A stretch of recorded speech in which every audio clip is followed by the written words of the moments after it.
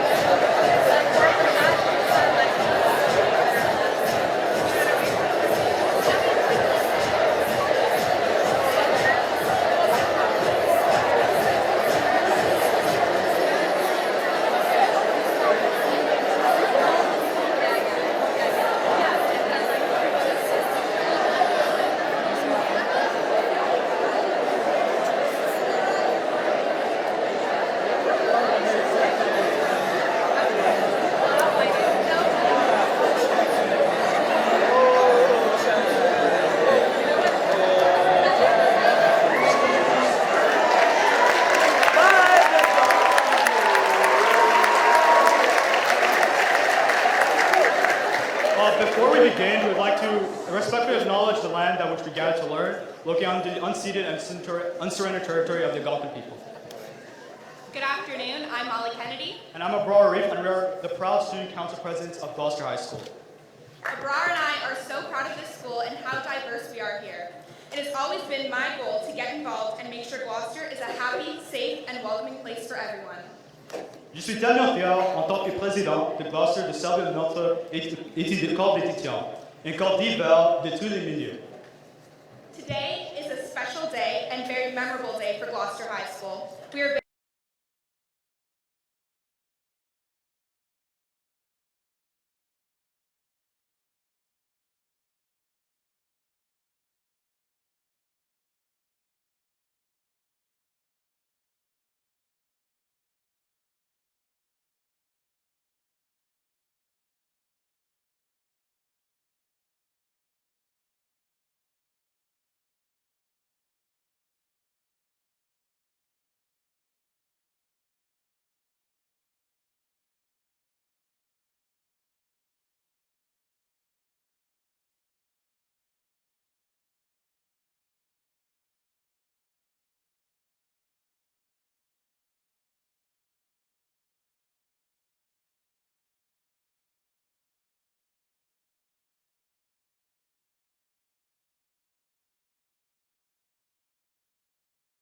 a whole bunch of questions. Both Mark and I just found out as we spent the day together, Mark, who is Prime Minister of the Netherlands, actually takes time every week or almost every week?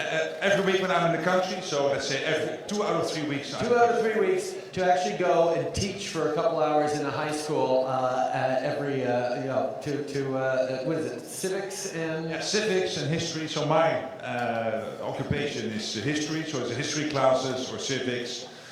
Politics. It's really great. As soon as I heard that, I turned to my team and said, wait, that's an option? I can still stay a teacher while being a Prime Minister? But I relish the opportunity anytime I get to come out and talk with young people, mostly take your questions, hear about the things you're concerned about. Obviously, there's a lot of things going on in the world right now, massive time of transition, jobs are changing, climate is challenging, there are questions around international relations and populism in politics, and taking on big decisions. There's a huge number of things that you guys are going to be grappling with over the coming years. And I'm really happy to be here today with Mark, who is very much, Canada and the Netherlands have a deep friendship, a deep connection that goes back to World War II and beyond. But we also very much have similar outlooks on the rules-based order, on multilateralism, and on peace, security, on working together to build a better, brighter world. And that's why I've been really pleased to spend the day with him, and really pleased to be able to take this time for both of us to engage with all of you on some of the big questions you might have about where the world's going, what are some of the challenges we're facing, what the future might look like for you, or really whatever you might want to talk about. Well, that is a fantastic introduction. Applause.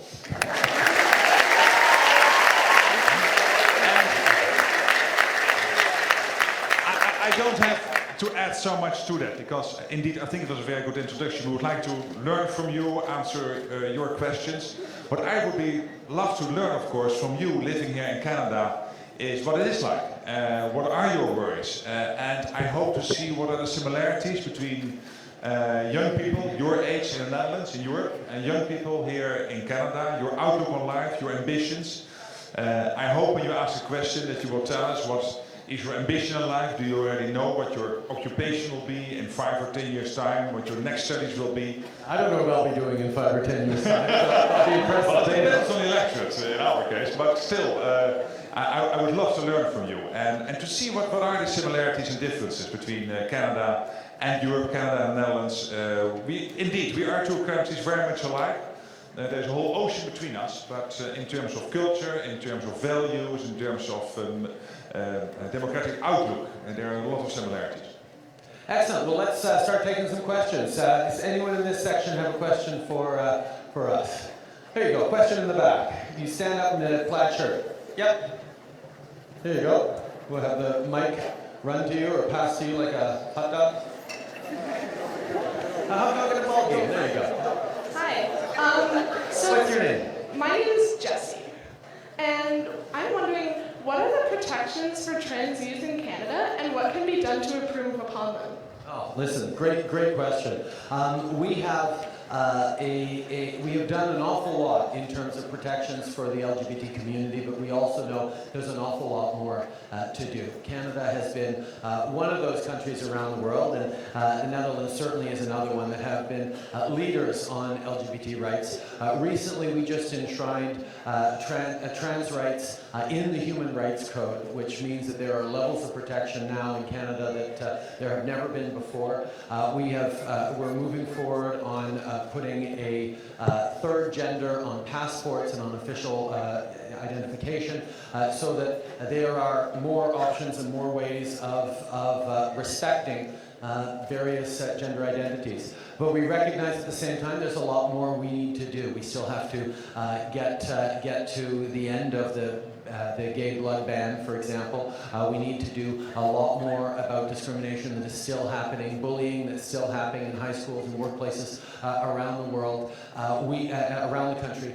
We have an awful lot more work to do, but I'm proud to be a Prime Minister who regularly walks in pride parades, who highlights to everyone that it is so important to respect diversity, differences, to accept people for who they are, and love them for who they are. I think there's a lot of places around the world where we talk about needing more tolerance. I think there's a lot of places that need a lot more tolerance. I don't think Canada is a place where we should talk about needing more tolerance. Because if you use tolerance in a sentence, I tolerate you. Well, who wants to be tolerated? We want to be accepted, we want to be loved, we want to be befriended. It is about reaching out and connecting with someone in a real way. And that's what we can do in Canada, and that's what we need to do a better job of. Mark? I agree.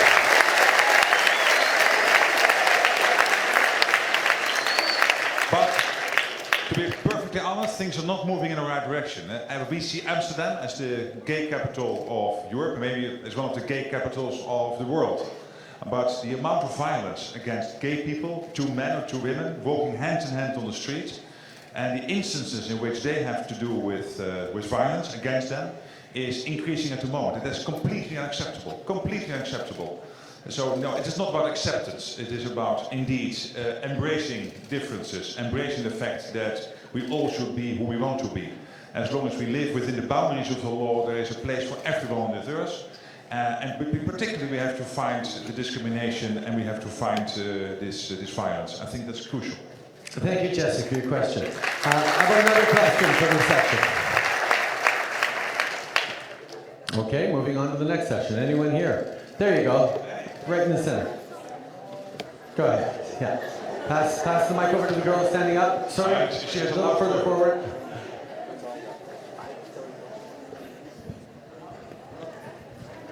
Okay, my name is Aisha, and my question is, comment est-ce que plus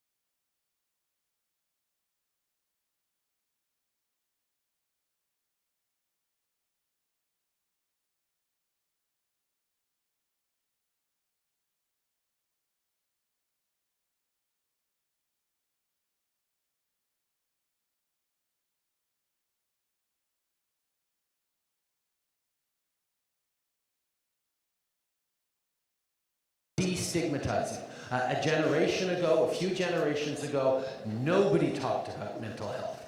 It was hidden. It was seen as weakness. It was seen as an admission there's something fundamentally wrong with you, and you had to hide these sorts of things. Now we are recognizing that, hey, if you have a bad kidney, you might have to take medication. If you have a chemical imbalance in your brain, there are ways of treating that. There are ways of supporting that. We need to respect and understand that the mental illness is a reality with which most people, if not everyone, has to deal with, either challenges themselves or challenge of a close friend, a coworker, or a family member. And that is something that we need to do a much better job of. And one of the keys in doing a better job about it is actually right here, talking about it more with young people. It has been demonstrated that people who suffer from mental illness almost invariably get the first symptoms or the first challenges while they are young, before they're 20, before they're 25. And one of the things that we're focused on as a government is working with the provinces who deliver our health care to ensure that young people have better access to mental health supports whenever they need it. Part of it is societal change, of actually having conversations and being there for each other and checking up on your friends and you know, being thoughtful about it. But part of it is also the system that we're part of to make sure that you get the support you need to be able to not just succeed, but thrive and contribute to society, to the fullness of everything you have to offer, because, as Mark says, everyone has a tremendous amount to offer. Thank you for asking the question. I have a question from the back. You in the red, with the red arm there. Yeah. Stand up, please. Hello. Please do forgive me. I am a confused man, but I'll just get straight to the point. Why was marijuana legalized? Great question.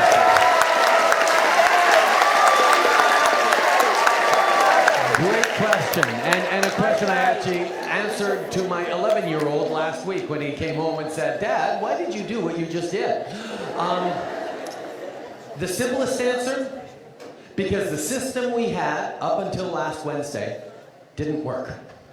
We had a prohibition on marijuana that, even though it's been in place for decades now, led Canada to being the #1 country in the OECD of 29 different countries in terms of use by underage Canadians of marijuana. Young people have had and have access to marijuana far too easily in this country. Now, I'm not going to make any assumptions about this school, but I have a sense that most of you, if you absolutely wanted, under the old system, and we're transitioning into the new system, so it might take a while, if you wanted to get your hands on marijuana, you would know, what kids to go talk to. It might not be your friends, but you would know how to get at that in the school. Every high school is like that, and I see from the laughter that you know that that's absolutely true. The issue is, there was a massive black market for marijuana. Nobody ever checked your ID if you want to buy a joint. People don't care whether you're underage or of age because it's a black market, it's illegal. If we treat marijuana more like alcohol, which doesn't mean it's good for you. We know you shouldn't be drinking. You certainly shouldn't be drinking and driving. You shouldn't be showing up at school or work drunk.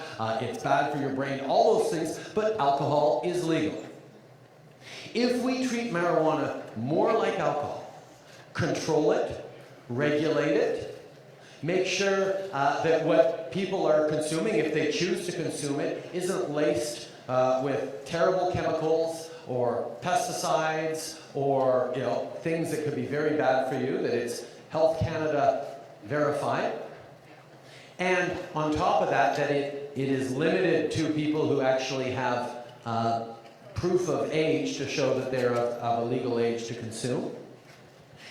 Combined with the fact that every year in Canada, criminal organizations and street gangs make about $6 billion a year off of the sale of marijuana, it just makes sense to say, let's do a better job of controlling it, of regulating it, to make it harder for kids to access, You know, there's no black market for beer, right? I mean, there are ways that people who are underage can figure out how to get alcohol, but in many cases, it's actually harder than it used to be to get marijuana.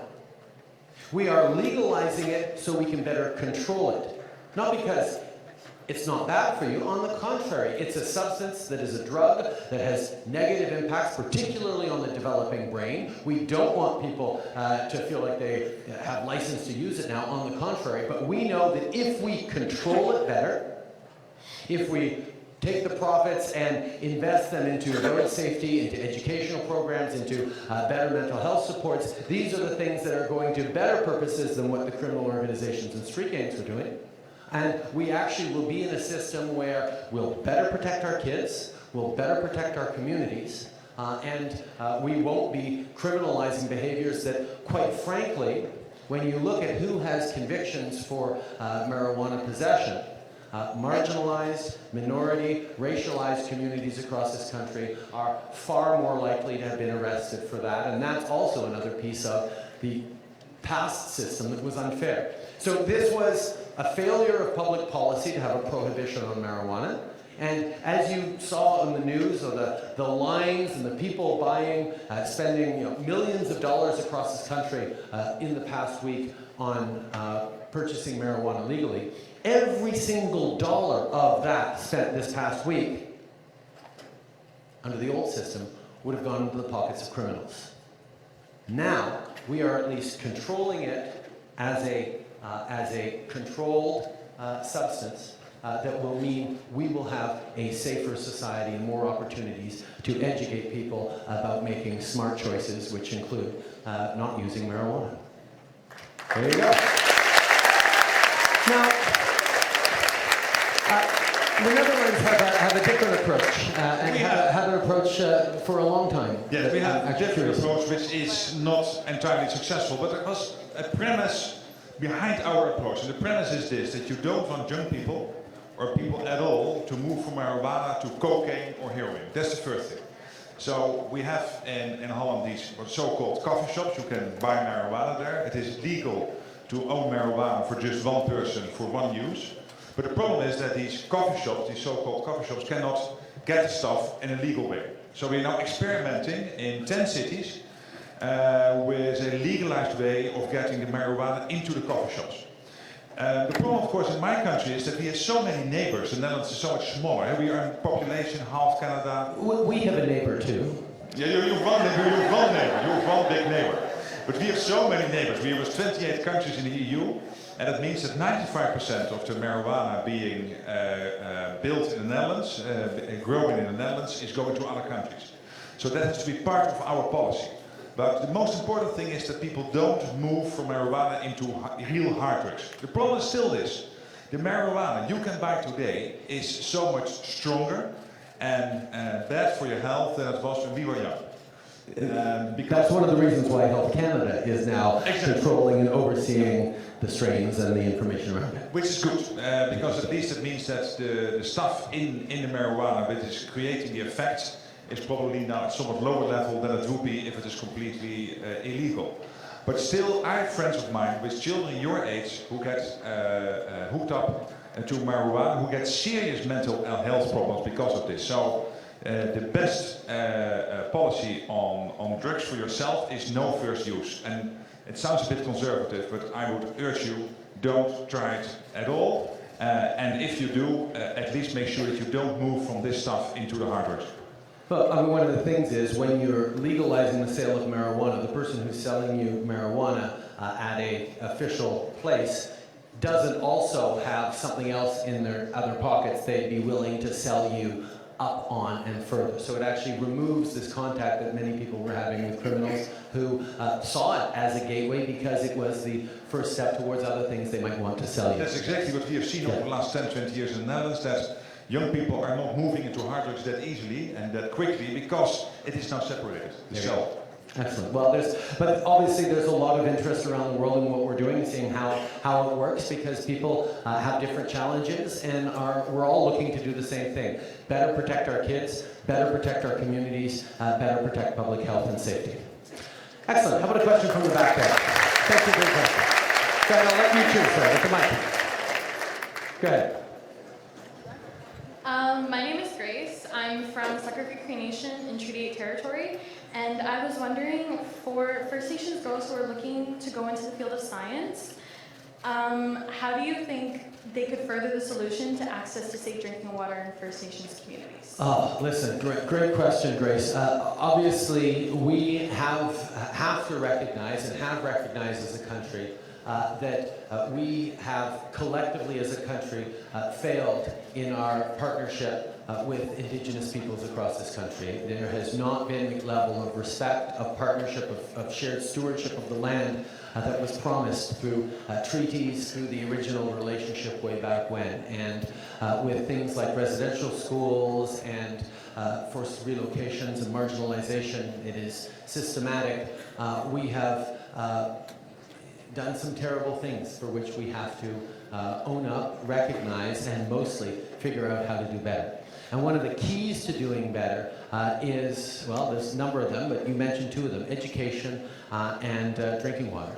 First of all, access to education. It's not right in Canada that an Indigenous student gets less spent on their education than a non-Indigenous student. That there is a gap there that we have worked pretty hard to close, and we've pretty much closed it. There are still more challenges to do, but we should make sure that there is parity in education, regardless of where you're born, what background you're in. That's just fundamental for Canada. But on top of that, making sure that we are investing in the kinds of educational opportunities, so it's not just about elementary school and high school, but access to post-secondary education, to STEM education, to the advanced degrees that are now so important to succeed in this country, in this world. That is a big piece of it. And the challenge of drinking water, it just makes no sense that there are hundreds of communities across this country, the country in the world that has the most fresh water per capita of any country in the world, and we have the original inhabitants of this land no longer able to drink the water that serves their community. That is flat out wrong. That's why we made a commitment to eliminate all boil water advisories on reserve in this country over the course of 5 years. We are about halfway there. We are very much on track to reaching that, because that's a fundamental building block, along with housing, health, education, and other things, to make sure that Indigenous young people like yourselves can dream as big and as ambitiously as any other Canadian about what you're going to be able to achieve, how you're going to be able to succeed, and how you're going to be able to contribute to and grow your community and your success at the same time. So thank you for that very ambitious question, Grace. I look forward to partnering with you over the coming years. Another question. You in the middle there. Yep. The mic's coming to you.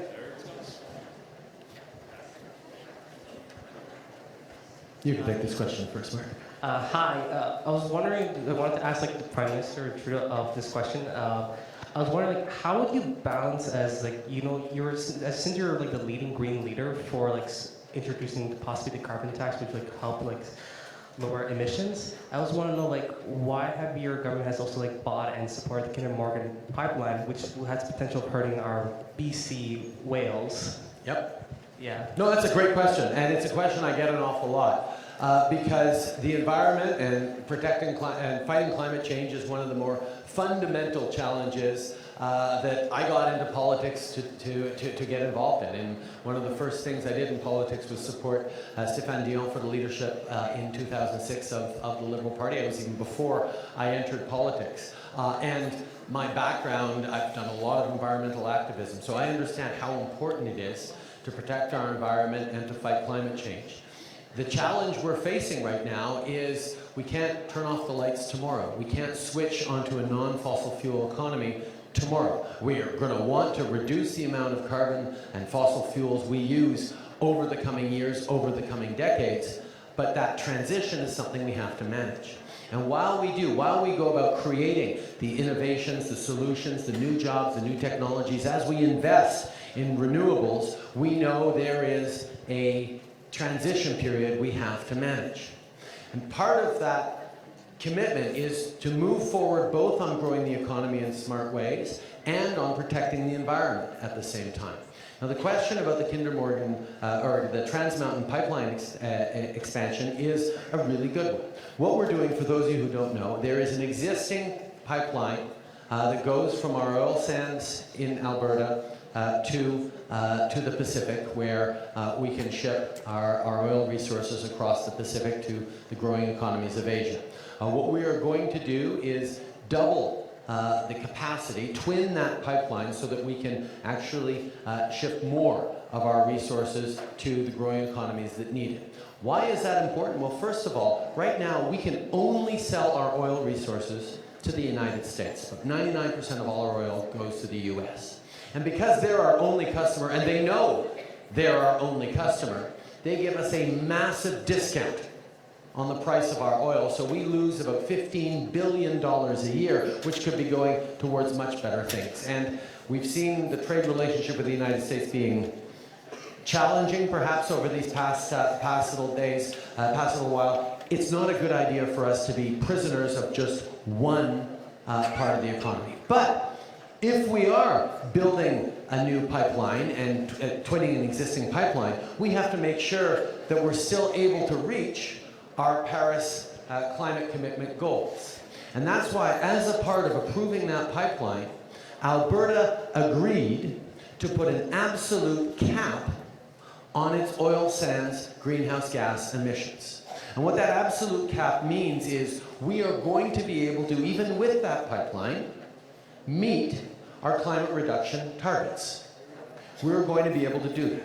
And one of the things that we just did to demonstrate our commitment to the environment and the fact that we are unequivocal about taking real action is we just announced that there will be a price on pollution right across the country, including in those provinces, like unfortunately Ontario, where they have decided that they don't want to act in the fight against climate change. They don't think it's enough of a challenge. Well, the UN ICPC report just came out and said, we have about 12 years left to act until 2030. If we don't significantly reduce our carbon emissions over the next 12 years and figure out solutions that are greener, that are more efficient, that are better for society, the world will hit over 1.5 degrees of warming, and the extinctions levels, the extreme weather events will be catastrophic. So we have to act right now. Now, there are political parties, including some in power in places across the country, that decided, no, it's not time to act yet. The next guys can do it, or someone in the future needs to do it. Not now, not this way. I disagree, and I think Canadians disagree. And that's why one of the big conversations we're going to have over the next year, as we approach the next federal election, is do we act on climate change in responsible ways that actually allow us to both grow the economy and protect the environment at the same time? Or do we not act? That's what some folks are trying to push. I don't think that's a responsible position. I think there are still people out there who want to pick between what's good for the environment and what's good for the economy. I refuse to make a choice between the two. I think the only way to actually do them is to do them both together, and that's exactly what we're going to do, and that's certainly something that the Netherlands have been a big part of. Indeed, one of the biggest private investors in Canada in its history is a new liquefied natural gas plant in British Columbia that is going to, yes, in Canada, emit some greenhouse gases, but it'll be creating liquefied natural gas, which is the cleanest of all fossil fuels, which will be replacing massive amounts of coal being burnt in Asia. And that is going to be very, very good for the environment. And this is what it makes why politics is sometimes so difficult, because it is always and. It's not just this or that. You have to do it all at the same time, because we know that we need these transition fuels whilst we are working on a carbon-free economy. In the Netherlands, we are working to make the country a 100% economy which is completely based on recycling all the products we are using by 2050. But in the meantime, whilst we are implementing all these policies, we still know that we need gas, and LNG, liquid natural gas, indeed is then one of the best fossil fuels you can use. So the fact that Canada is now investing and a Dutch company is involved in that is good news. But of course it is sometimes difficult to explain that we need to do all this at the same time. For example, in the Netherlands we have a big problem in the province of Groningen, which is in the north of the country, where we had huge gas reserves, natural gas reserves, but because of the fact that we have been mining them, there are no earthquakes in that part of the country. So we had to stop. We are now basically in the next 7 to 10 years making sure that we go back to not anymore mining those gas reserves, but that means that we have to find a different supply of gas and of other energy sources, preferably non-carbon, in the future. That takes time. For example, I think we will be one of the importers in the future of LNG. It's unavoidable, not to eternity, but at least for the next 10, 20 years. So I think what Justin is just explaining is absolutely true. You need all of these policies at the same time to make sure that by 2030 and by 2050 we meet the targets. It's crucial that we do, because if we do not reach the 2%, or preferably zoning in on the 1.5%, as we all committed ourselves to in Paris 3 years ago, we know, and we will have a conference coming up in Poland later this year in Katowice to discuss where we are in the meantime, and it is not looking good enough at the moment. So this is one of the things we discussed today. We have to work together in Europe, in the Americas, all over the world to make sure that we maintain the ambition, because if we don't, then we know that global warming will continue, and that will have huge impacts on many societies on this earth, and on the earth itself, and the people on this earth. So it's very simple. We have to work on that, but at the same time we have to implement all these policies at the same time. It is not or, it is and that is what makes politics fascinating, but also sometimes difficult. Thank you very much. Okay, I'll take a question from the front here. Yes, you.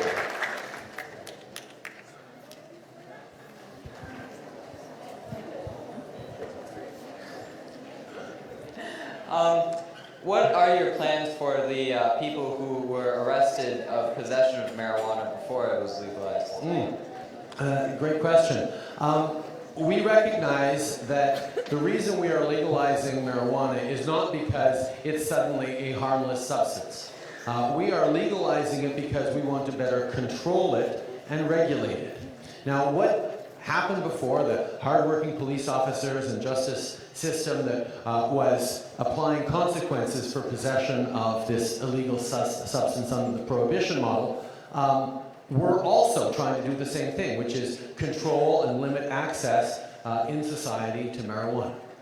Which is why we're moving forward now that the law has changed. It doesn't make sense for someone to have a criminal record that impedes their ability to find a job or live a full life in many ways for something that is no longer illegal. So we're going to be moving forward on pardons for people convicted of simple pot possession. If you had, not because you were selling or not because you were growing, but just you were arrested because you had on you a joint or a small amount of pot for personal usage, there is no reason you should still have a criminal record, so we are going to be giving free and rapid pardons to anyone convicted of that. And as I said, disproportionately people with those convictions come from marginalized minority or racialized communities. So it's about basic fairness. There are people talking about expungements, meaning erasing the fact that that was ever a crime, that you ever committed a crime at all. But that's actually not consistent, because if you think about it, what we're trying to do now is what we were trying to do last week or 10 years ago or 50 years ago, which is control access or limit access to something that is not good for you. We just don't think particularly young people should be saddled with criminal records for the rest of their life for something that is no longer illegal. So we are giving free and rapid pardons that will come into place in the coming months, certainly before next summer. Thank you for that question. You guys have been really patient behind me. Does someone have a question for me here? Here you go. Hi, my name is Maddie Neze, and I'm from the Republic of Georgia in Europe. So as a European citizen, I'm wondering what the Netherlands and Canada will do to encourage their young women and girls to pursue careers in the STEM fields. In science, technology, yes. Well, I will be in a seminar this afternoon, but it is difficult. In the Netherlands, we are working on this now for tens of years to get more women to opt for the professions in the area of science, technology, etc. It's not easy because we see still a overpresence of men in these type of professions. So we have had role modeling, we have had particular programs to work on this. So I hope now this afternoon to find the ultimate answer on how Canada is dealing with this. But I'm afraid I won't find it because there is no ultimate answer. You need a situation in which more and more women will start joining these professions, work in them, be successful, being presented on television, in the social media, talking about it, and then getting others on board. It's crucial. So my question to you would be, are you planning to work in that field? Please tell us. Yes, I am. What is your dream? What would you like to be in 10 years' time? A surgeon? Test I don't know. This is all being filmed at the moment. 10 years' time, when you are a famous surgeon, I hope this is back on television and that you will be a role model for so many others to join that profession. Thank you. No, and that's a great element to end on as well, because we're unfortunately out of time. You guys got a bell going to kick in very shortly. I really want you to understand that one of the things we have to do to make sure that our societies and our world is more successful, more prosperous, better for everyone, is to make sure that everyone has a real and fair chance to succeed. That everyone, that as a society, we look at the barriers to success, the impediments to succeeding for different communities, for different individuals, and we work together out of fairness to try and reduce those barriers. And a lot of it is on us as individuals, making societal change, how we engage with each other, how we see someone who is different from us. Whether it's gender, whether it's background, whether it's culture, whether it's religion. How we look at someone who is different and instead of feeling threatened or scared by it, says, wow, here's someone who offers a different perspective from me and an opportunity to learn, an opportunity to challenge the way I see the world and the way I think about answers and actually grow and evolve. And that's one of the things that has made Canada so incredibly successful. One of the things we've been talking about is, over the course of the day, is the million or so Canadians who can draw on Dutch heritage or Dutch ancestry. That has been an extraordinary wealth for this country to have people coming from Holland and from the Netherlands and contributing to Canada. But it's also been our success in having people come from every corner of the world and contribute to and build a more resilient, richer community. If you look at nature, you want to go on a scientific level, biodiversity creates for more resilient ecosystems that can handle challenges or shocks or long winters or short summers or droughts or whatever it is.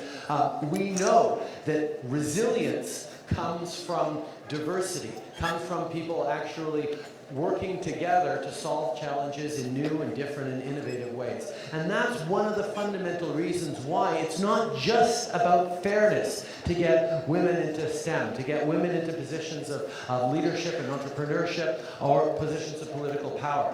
It's actually about getting better solutions. It's not just the right thing to do, it's the smart thing to do. And each and every one of us can learn and draw on how we can encourage each other to succeed and to fulfill our dreams. And the one thing that we expect in this country is that we work to give opportunities for everyone to succeed. And I know that's a value that we share very much with the Netherlands. There's always different challenges in different countries around the world, but we know that building together a society where people aren't worried about differences, but people see them as a source of strength, of opportunity, of success, is part of why Canada has become such an incredibly fortunate and successful country in the world, because we see differences as a source of strength, never a source of weakness. And one of the first things about that is recognizing that we need to do a better job of including women and girls in the full range of successful career paths in the world if we're going to succeed.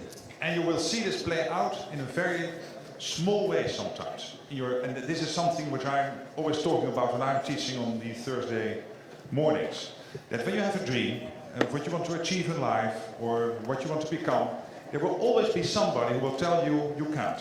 You cannot get to that profession, you cannot get into that education. That can be because of your gender, or your belief, or your background, or just because of your talents. If you really want something, and this is a very basic lesson in life, you can achieve it. So look for the people who give you the positive encouragement, who can really help you to get along. And don't listen to the voices who say no. This is really a life lesson I've learned when I was young, and this is something I want to give to you, because this is a very inspiring session. Thank you for having us. I will never forget it. Thank you.